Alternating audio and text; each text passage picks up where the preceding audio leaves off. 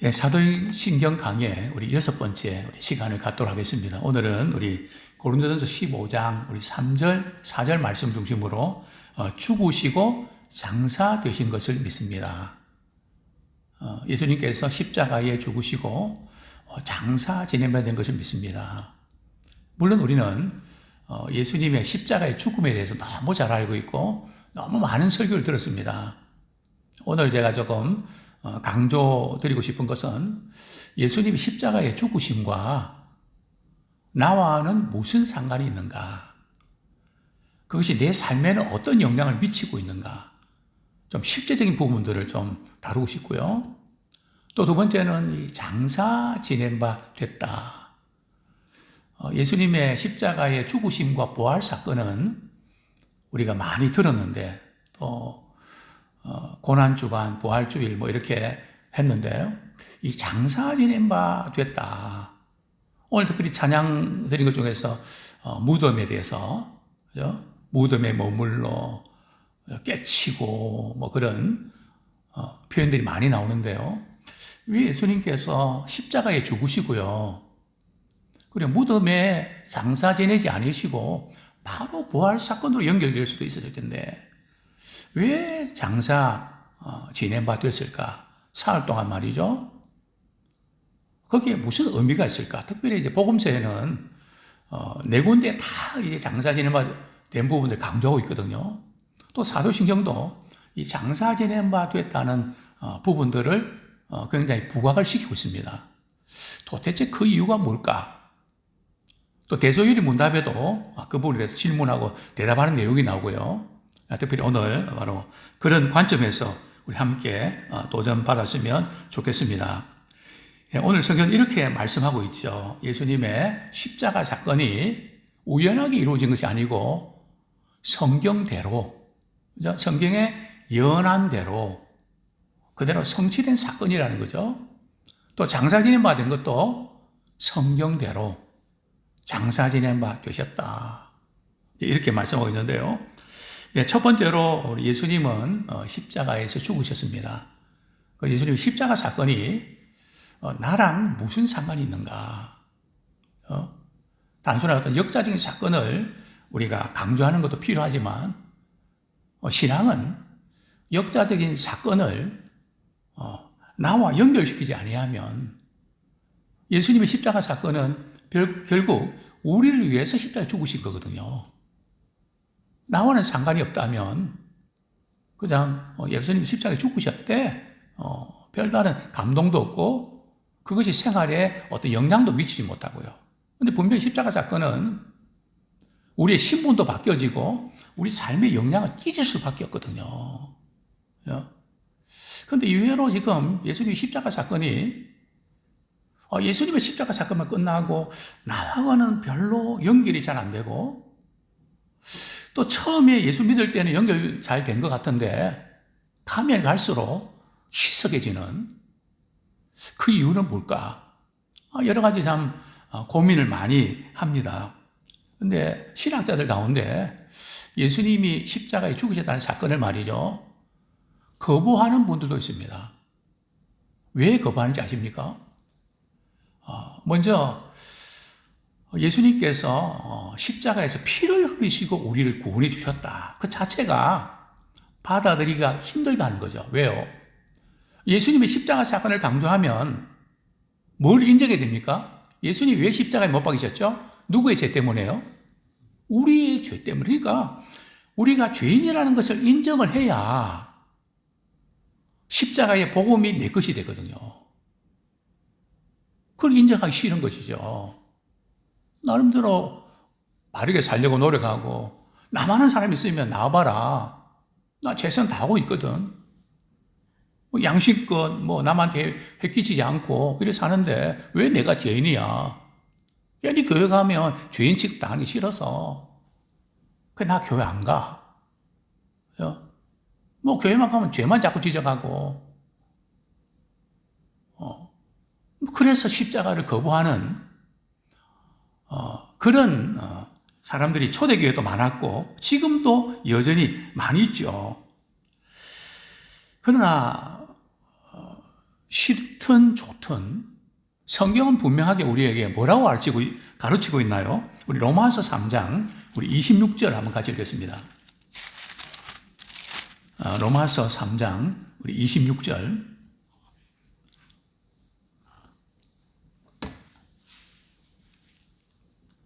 같이 한번 읽겠습니다. 시작.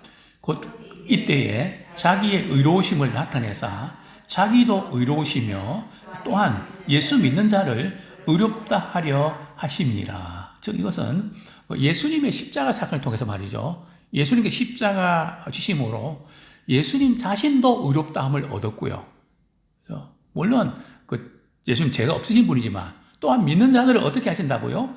의롭다고 해주신다는 거죠.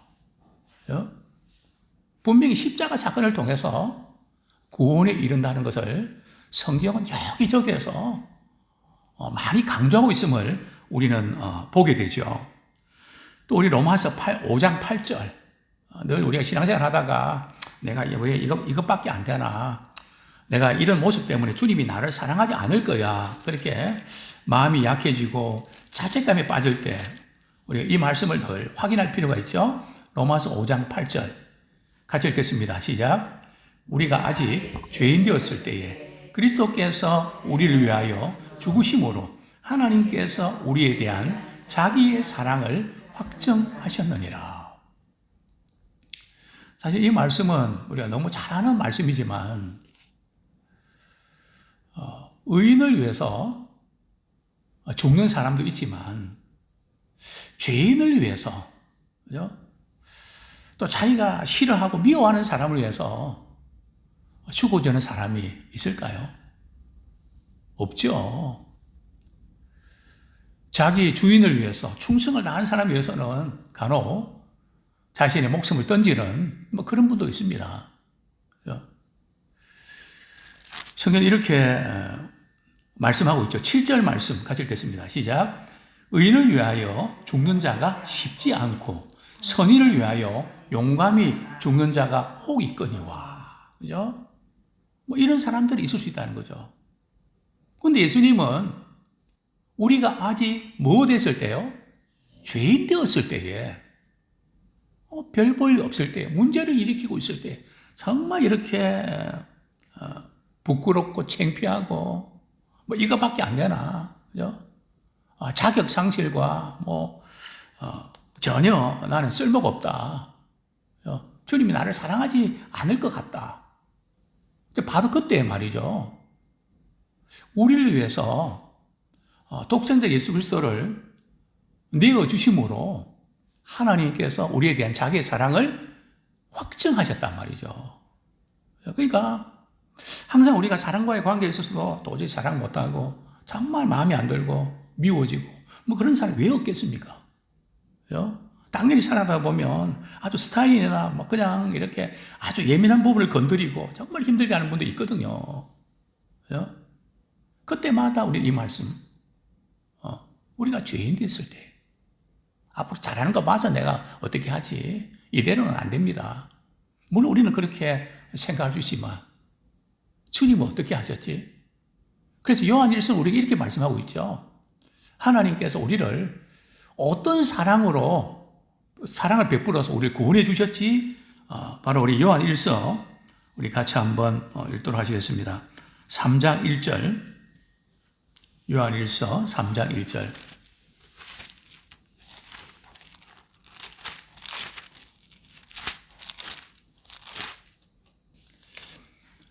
같이 읽겠습니다. 시작. 보라, 아버지께서 어떠한 사랑을 우리에게 베푸사 하나님의 자녀라 일컬음을 받게 하셨는가? 우리가 그러하도다. 그러므로 세상이 우리를 알지 못함은 그를 알지 못함이라. 그러니까 아버지께서 어떠한 사랑을 베풀어 주셔갖고 말이죠, 우리를 구원해 주셨는가? 구원해 주실 뿐만 아니라 하나님의 자녀라고 일컬어 주시는 그 사랑은 어떤 사랑이었나? 도저히 하나님은 우리를 그분의 자녀라고 삼을 만한 아무런 조건도 이유도 없는데 어떤 사랑을 베풀어서 하나님께서 우리를 구원해 주셨나? 그 사랑을 우리가 깊이 생각하면 뭐 사람들 관계에서 좀 마음에 안 들고 속상하고 이런 부분들은 그냥 다 풀어질 수 있거든요. 그죠? 왜냐하면 우리가 하나님 앞에서 내가 어떤 존재인지를 인정하면, 그래서 우리는 다른 사람이 지은 죄나 잘못한 것보다 말이죠, 우리가 하나님 앞에서 잘못하고 이 부분들이 훨씬 크다는 것을 인정해야 십자가의 사랑이 우리에게 부음받았는데 큰 은혜를 경험하게 되죠. 근데 우리도 모르게 저 사람이 잘못한 것은 내가 잘못한 것보다 훨씬 저 사람이 커. 이게 바뀌어야 되거든요. 자기 자신은 누가 제일 잘 안다고요? 자기 자신이 제일 잘 알잖아요. 과거, 현재. 그죠? 그 모든 순간순간에 우리가 악한 생각들, 음란한 생각들, 욕심 부리고 자기밖에 모르는 자존심 내세우고 이런 모든 것들을 우리가 잘 알잖아요. 다른 사람의 관계는 그 중에서 일부분이 건드린 거거든요. 그럼 어떤 게 더 클까요? 하나님 앞에서 우리 자신의 모습이 뭐 비교할 수 있겠습니까? 그죠? 그거와 비교한다면 그 큰 사랑을 베풀어 주셔서 우리 하나님의 자녀 삼아 주셨는데 너 그 부분 가지고 소화를 모시고 그렇게 힘들어하고 알지도 풀지 못하니? 그게 말이 되니? 저는 저 자신에게 때는 게 안 될 때마다 반문하면서 참 부끄럽고, 하나님 그러셨네요. 제가 하나님 말씀에 순종할게요. 물론 그러고 나서 또 안 될 때도 많고 또 이렇게 반복할 때도 많습니다. 그죠? 그래서 바로 이 부분, 십자가의 이 죽으심의 이 사건, 대신 죽게 하셨습니다. 근데 예수님은 사람들로부터 배신당하셨잖아요. 누구로부터 배신당했습니까? 당시의 종교적 지도자들로부터. 하나님 모르는 분들이 아니고 하나님을 잘 믿는다고 하는 자들로부터 배신당하셨잖아요. 뿐만 아니라 가룟 유다로부터, 또 베드로로부터, 또 다른 제자들로부터. 예수님은 사람들에게만 배신당했나요? 하나님께도 버림받으셨잖아요. 엘리 엘리 라마 사박다니, 그거는 나의 하나님이여 나의 어째 나를 버리십니까? 거기 보면 항상 예수님께서는 하나님을 아버지라고 표현하셨거든요. 우리의 죄 때문에 십자가에 못 박히실 때에 아버지라는 표현이 빠집니다. 왜요? 우리의 죄 때문에 관계가 단절되는 그 버림받은, 그렇게 사랑받고 그렇게 하나 되었던 하나님 아버지로부터 버림받기까지 하시면서 우리를 구원해 주셨다는 거죠. 나의 하나님, 나의 하나님, 어찌하여 나를 버리셨습니까? 그렇습니다. 자, 그런데 참 놀라운 그 십자가 사건을 앞두고 말이죠. 놀라운 사람, 한 사람이 이제 등장을 하죠. 어떤 사람이죠? 로마의 백부장입니다. 예수님께서 기도하시는 장면, 아버지여 저들이 하는 것을 사하여 주시옵소서. 그죠? 그리고 하늘이 갑자기 어두워지고요. 또 성전의 휘장이 찢겨지고요. 뭐 이런 모든 것들을 이렇게 보면서 백부장은 말이죠, 진실로 하나님의 아들이었습니다. 이게 놀라운 사건입니다. 왜냐하면 말이죠, 제자들조차도 십자가의 고난을 당하는 주님을 보고 하나님의 아들로 믿지 않았거든요. 부활한 후에 하나님의 아들로 믿은 사람도 있지만, 당시에는 말이죠, 예수님은 고난 당하시면 안 돼요. 그래서 그들은 이사야 53장 있는데도 그들은 빼버렸거든요. 왜냐하면 지금도 고난 당하고 지금도 힘든데 메시아가 오셔서도 고난 당하시는데 이해가 안 되고 받아들이기 힘들었죠.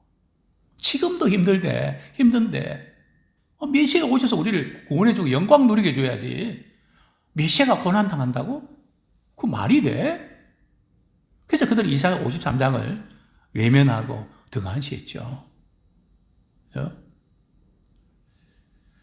어쨌든 이런 상황 속에서도 백부장은 진실로 하나님의 아들이었다. 고난 중에 고통하는 모습을 보면서도 그 중에서 하나님의 아들인 것을 고백하는 참 이 놀라운 신앙 고백을 우리가 보게 되는데요. 그렇습니다. 성경에 보면 이렇게 예수님의 십자가 사건을 이렇게 예고한 그런 말씀들이 많이 나오는데요. 먼저 우리 요한복음 1장 29절에 보면 찾아보지는 않겠습니다. 세례 요한이 예수님을 가리켜서 말이죠. 세상 죄를 지고 가는 하나님의 어린 양이다. 그렇게 소개를 하죠. 이것은 이사야 53장 7절 말씀 인용한 건데요. 이사야 53장 7절 한번 보겠습니다.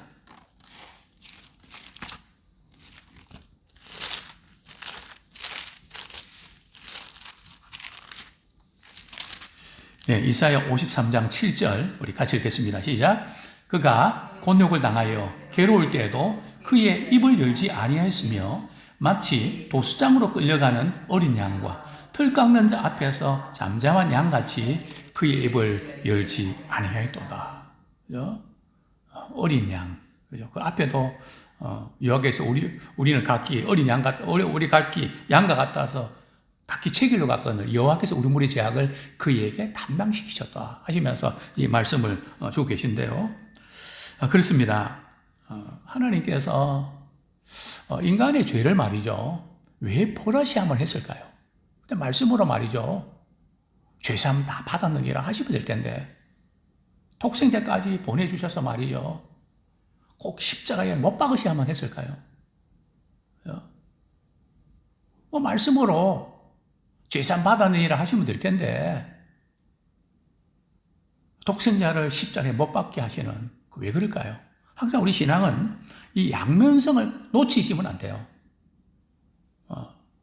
우리 하나님은 거룩하신 분이기 때문에 공의로우신 분이기 때문에 죄에 대해서는 반드시 벌하셔야 돼요. 그래서 죄의 싹은 뭐라고요? 사망이라고요. 또 하나님은 어떤 분이시죠? 사랑이시기 때문에 참 우리 죄를 해결해야 되는데 우리를 대신 죽게 하실 수가 없었던 거죠. 이러지도 못하고 저러지도 못하는 이런 가운데 우리의 죄 문제를 해결하기 위해서 하나님께서는 독생자를 보내셨죠. 그만큼 하나님은 공의로운 분이시고 죄에 대해서는 철저히 벌하시기 되기 때문에 죄 문제를 그렇게 해결하면 안 됐거든요. 물론 구약시대도 죄 문제 해결하려고 그러면 어떻게 했죠? 제사제를 통해서 말이죠. 짐승을 잡지 않았습니까? 근데 그것은 한계가 있단 말이죠. 죄를 지을 때마다 제사를 드려서 이렇게 온전하게 되는데 계속 반복적으로 되잖아요. 한계가 있잖아요. 그래서 하나님께서 어떻게 하셨습니까? 독생자 예수 그리스도를 보내주심으로 히브리서에 보면 단번에 영원한 속죄를 이루셨죠. 그래서 그게 복음이라는 거죠. 자, 이제 예수님의 십자가 사건과 죽으심의 사건과 우리와 무슨 상관이 있는지 우리 잠시 한번 살펴보겠습니다. 예수님의 십자가 이 사건이 죽으심이 우리와 무슨 상관이 있을까요? 우리 로마서 우리 한번 보겠습니다. 네, 로마서 우리 5장이죠. 네, 로마서 6장입니다. 6장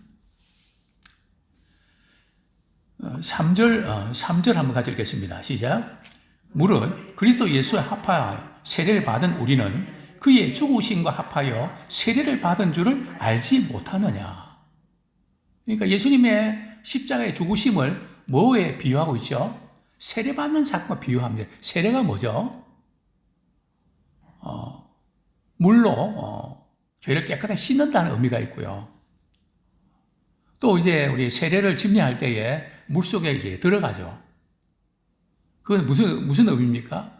우리 옛사람은 죽고 물속에 나오면서 새 사람을 입는다는 뜻이거든요. 죄에 대해서 죽었다는 거죠. 즉 예수님께서 십자가에 죽으셨다는 사실을 믿는 사람은 말이죠. 예수님이 내 죄를 위해서 십자가에 못 박혀 죽으셨기 때문에 내 죄도 예수님과 함께 십자가에 못 박혔다는 거죠. 그게 믿음입니다. 그죠? 정말 이것을 믿는 사람은 말이죠.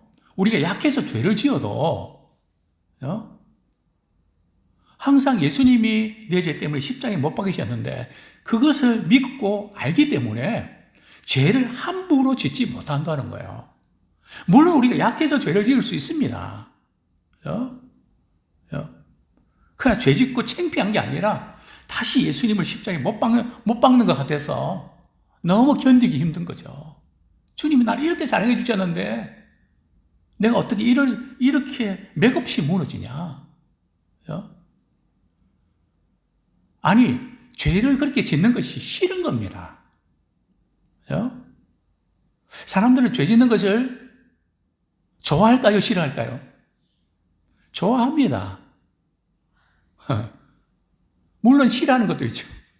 제가 지금 이제 이 말씀을 전하면서 제가 이제 대학교 시절에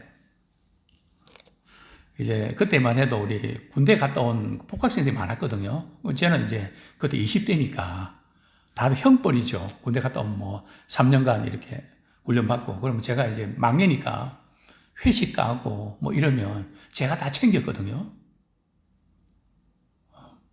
뭐 우리 문화라는 게 뻔했지 않습니까? 모여서 식사하고 그 다음에 디스코텍 가서 춤추고 또 그 다음에 뭐 합니까?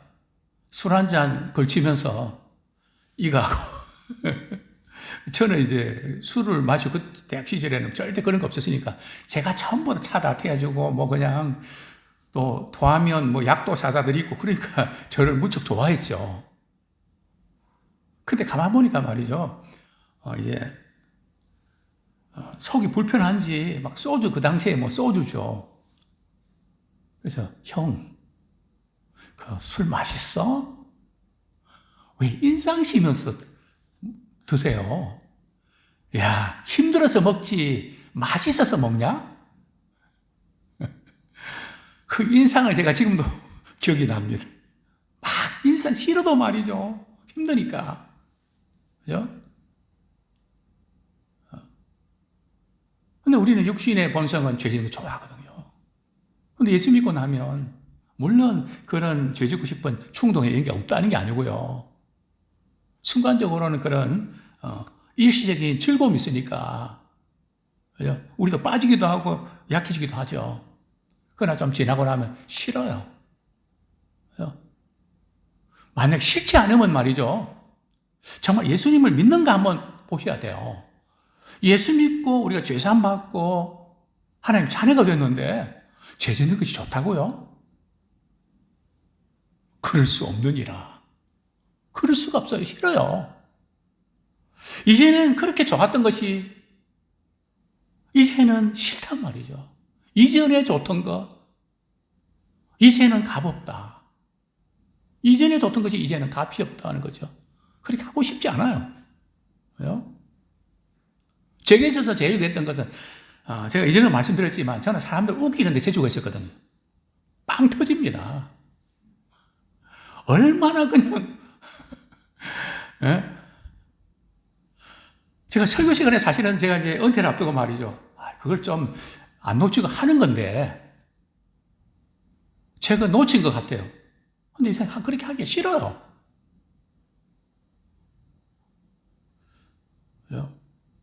못해서가 아니라 싫어요.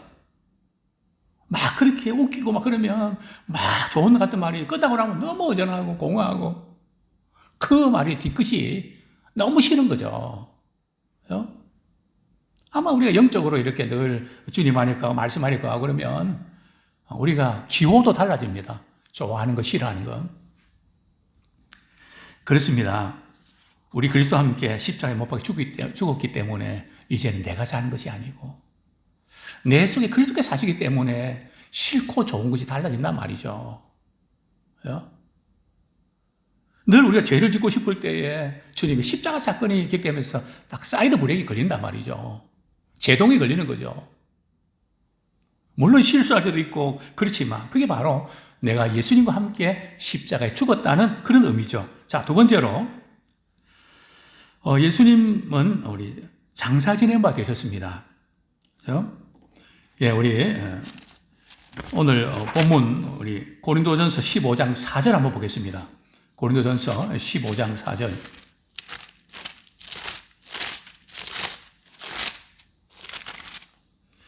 15장 4절. 시작. 장사 지낸 바 되셨다가 성경대로 사흘 만에 다시 살아나사. 그죠? 예수님은 십자가에 죽으시고 말이죠. 장사를 지내게 되셨죠. 그런데 제자들 다 도망치고 예수님을 누가 장사를 지냈죠? 두 사람이 등장합니다. 생각지 않은 두 사람이 나타나는데 그 한 사람이 우리 누구죠? 우리 요한복음 한번 보겠습니다.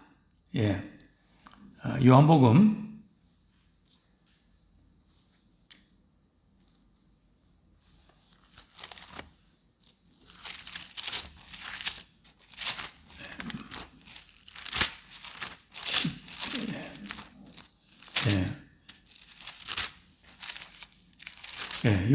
15장 38절부터 42절까지가 예수님의 그 장사 지내는 절차를 이렇게 우리에게 보여주고 있는데요. 우리 38절, 39절 같이 읽겠습니다. 두 사람이 등장하죠. 시작. 아리마대 사람, 요한복음 19장, 죄송합니다. 요한복음 19장 38절, 우리 39절, 시작. 아리마대 사람, 요한복음 19장 38절, 39절. 찾으셨습니까?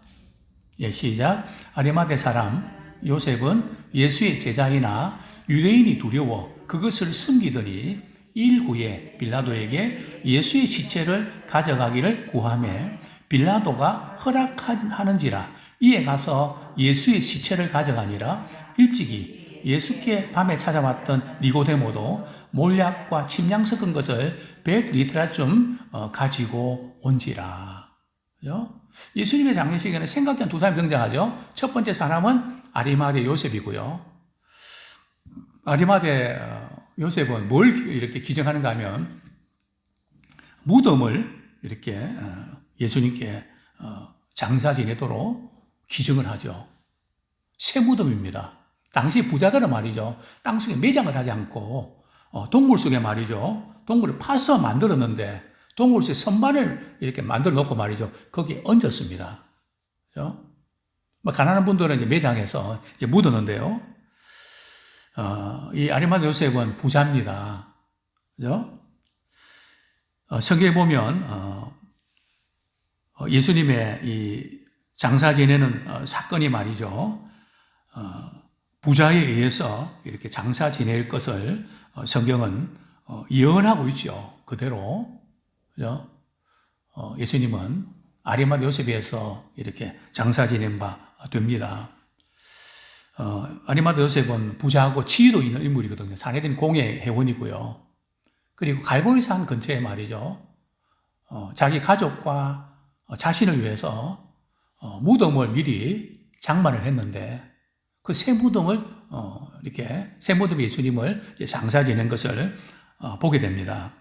근데 많은 분들이 예수님의 십자가 사건에 대해서는 굉장히 신경을 많이 쓰는데 장사 지낸 바 됐다 하는 것에 대해서는 이제 그냥 지나치는 경향이 있습니다.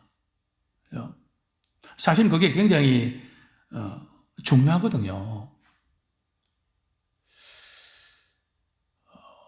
왜 이제 그런가 하면 예수님이 부활하셨는데도 불구하고 유대인들이 말이죠. 지도자들이 예수님의 시체가 없어진 것을 보고 말이죠. 어떻게 군인들에게 속이고 소문을 퍼뜨립니까? 제자들이 시체를 훔쳐가고 다시 살아났다고. 근데 그게 말이죠. 부활하기 이전에 그런 낌새를 느끼고 유대인들이 말이죠. 빌라도에게 찾아가서 철통 같은 방어를 해야 됩니다. 자, 우리 한번 그래서 미리 말이죠. 이렇게 부탁하는 것을 우리가 보게 되는데요. 우리 누가복음 먼저 우리 이사야 53장 9절 한번 보시죠. 우리 예언의 말씀 먼저 보고요. 이사야 53장 9절.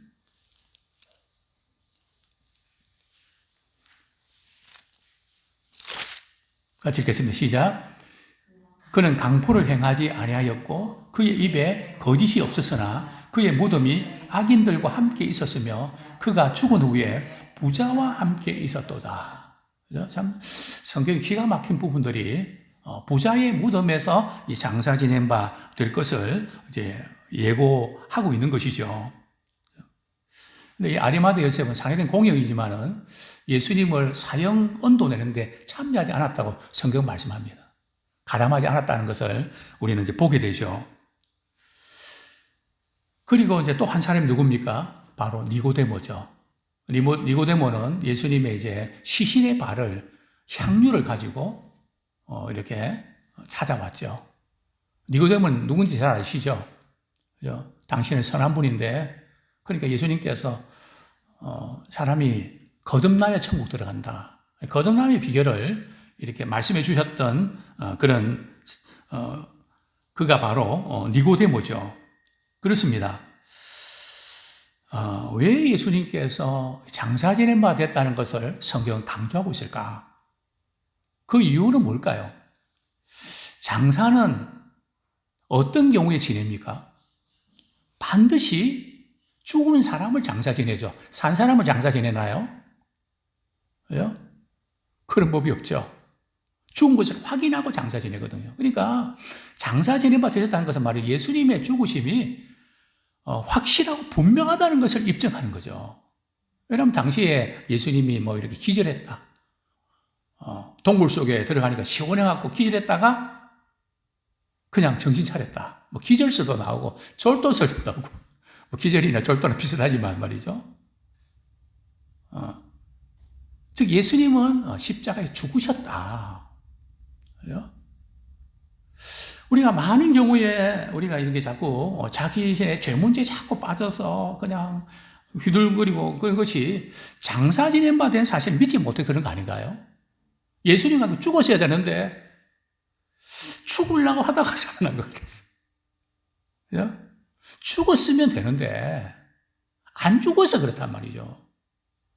이 장사 지낸 바 됐다는 것은 내가 그리스도와 함께 시련을 받고 죽었나니 확실하게 죽어야 되거든요.